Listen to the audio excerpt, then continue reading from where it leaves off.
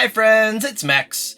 So today we are going to just kind of talk about something, and I am not writing a script for this because it's very spur of the moment, and I kind of want to leave this really loose and open, just kind of, conversate with you guys. Open a discussion. What I would like to talk about today is things I have noticed over the years I have been going to conventions. Things that have changed, and I felt like this would be a good way to give younger people insight into what the fandom used to be like before today's day and age, and maybe enlighten some older furs on what the experience was like from a person who's not exactly old enough to be a gray muzzle, but not young enough to exactly get every meme that comes out. Alright, here's a segment I'm just now adding to this, literally, like, in the last 20 seconds, because I've decided to, and I went to Blue Sky and I asked some of my followers, hey, what's something that used to happen at conventions that doesn't anymore?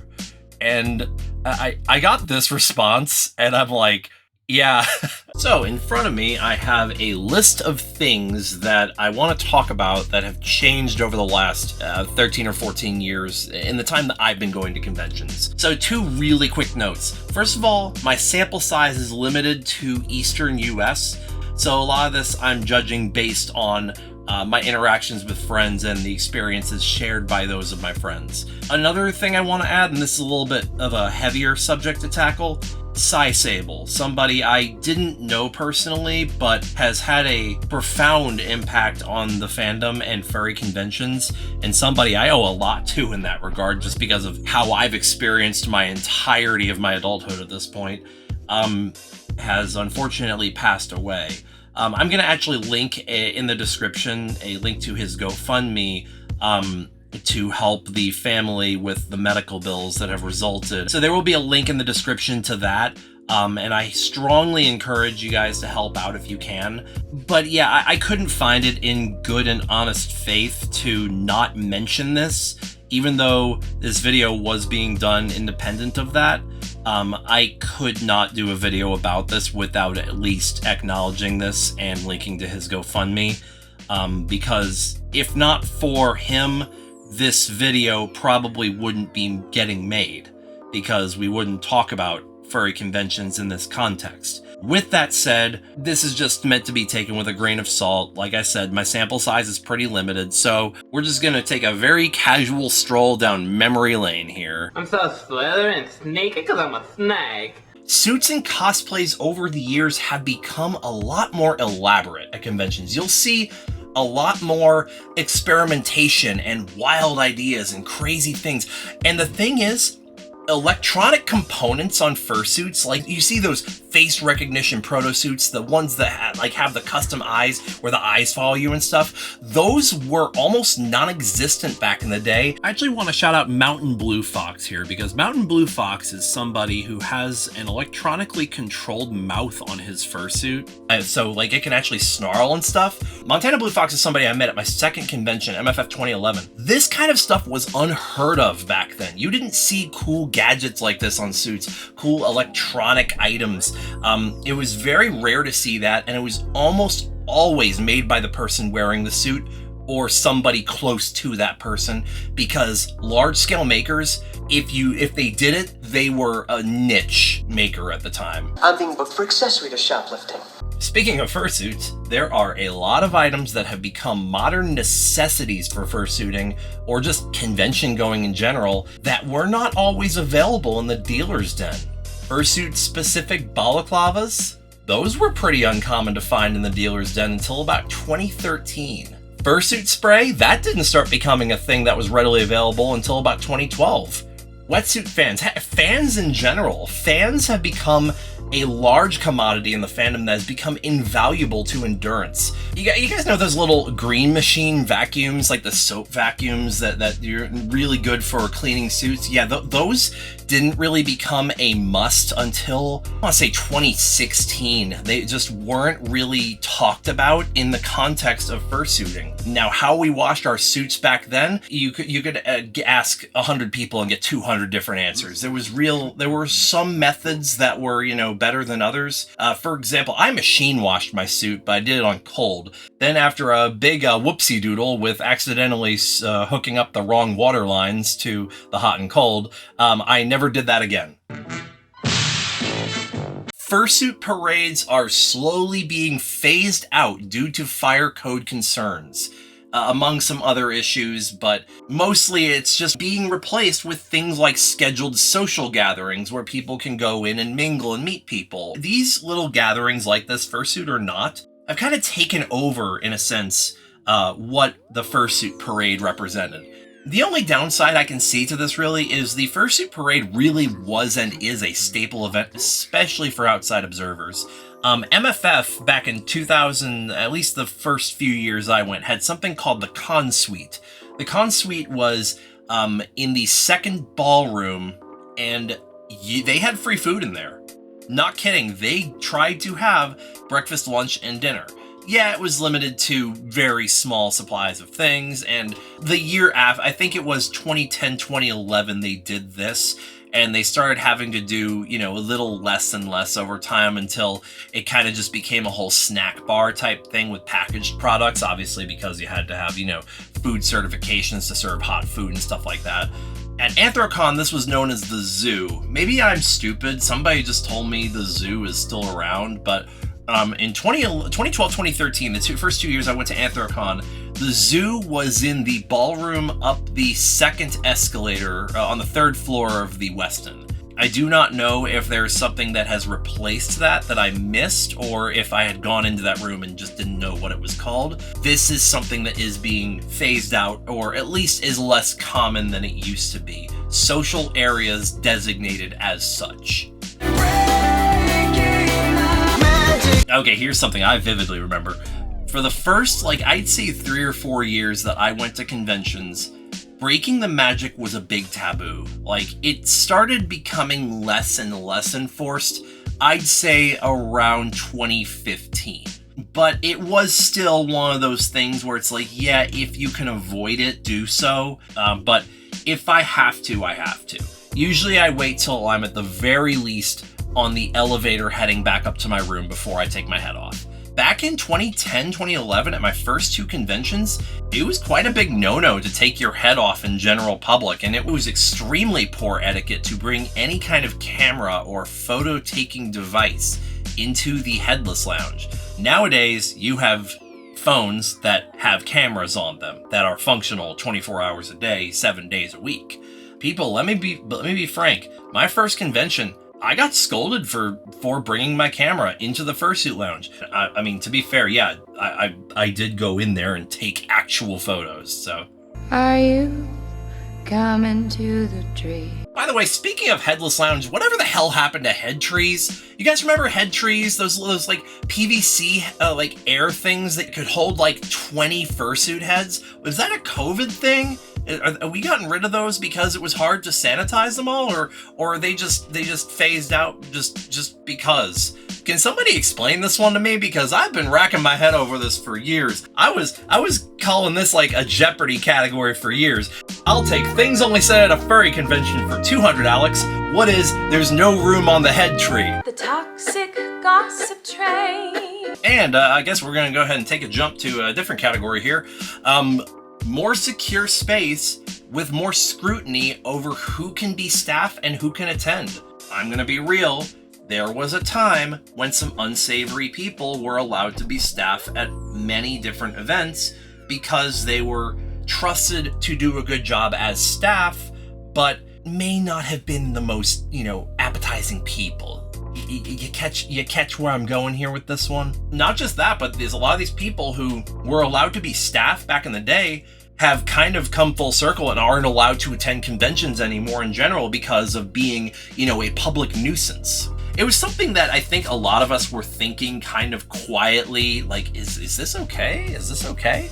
But I think a lot of us back in the day just also didn't know any better. A lot of us, let's be real, we're furries. We grow up awkward losers who end up getting nerdy jobs, and we didn't really know how to say no because nerds aren't exactly the most confident types in the world. So we, kind of didn't really know how to say no, and we had a shit moral compass. and a lot of us were really young and didn't know any better because this is all we knew. Coming out of our teens into adulthood, having learned adulthood through the furry fandom. Yeah, pick your role models wisely, guys. But no, conventions have also become very secure space. And one thing I have seen added recently is quiet spaces. A room designated for quiet and silence, not surrounded by all the noise and sensory overload nature of the convention. It's become a lot safer of a space. It's become more of a space that I would be a lot more eager to tell my mother about, being a 17-year-old, than back then when I still told her loudly and proudly about it. Man, if I was her, I would have cut the cord to my PC so goddamn fast. With the exception of Anthrocon, furry was not very well known to the general public apart from the media's portrayal of it. There's a lot of good YouTube series that actually address a lot of the times furries have wound up in the media, but obviously the most famous of which is CSI Miami. Furries were generally not known outside of the inner circles. Either you had a friend who was one, you lived in a city with a convention, or something like that, you know? And with the exception of AC, you didn't really have anybody that wasn't a furry attending furry conventions. Nowadays, you have all kinds of people that are just coming in just to see what it's all about. Hey, I heard they have really good drinks. Hey, I heard they have really good parties. Hey, I heard they have really good sex. Yeah, you'll have people like that jumping in now, just wanting to, you know, experience a furry convention, being an outsider, and usually leaving the convention with $300 in merch and a partial fursuit.